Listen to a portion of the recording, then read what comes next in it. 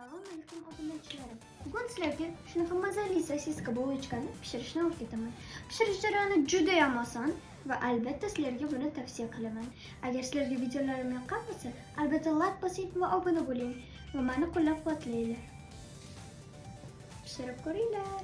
Birinchi bo'lib sut, suv, margarin, shakar, droji, tuz va 2 ta tuxum chaqib olib, yaxshilab aralashtirib olamiz.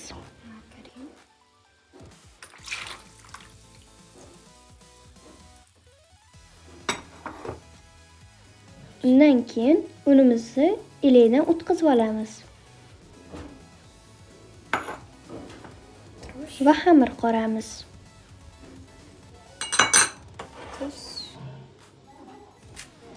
Ustidan yog' qo'yib olib, aralashtirib olamiz. Shunaqa yumshoqqina xamir chiqadi.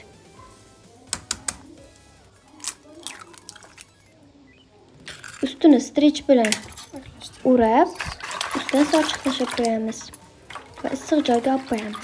Bizda shunaqa ishib chiqadi xamirimiz.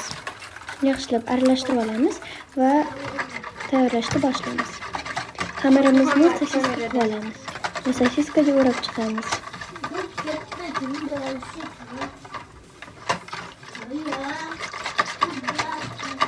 Shu jarayonda ko'p martalab davom ettira olamiz. Va listimizni qo'yamiz. Ustidan tuxum sarig'ini surib chiqib,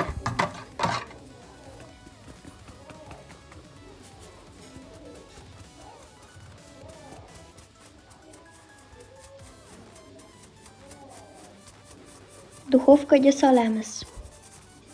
160 gradusga. Duxovkadan pishganda olamiz.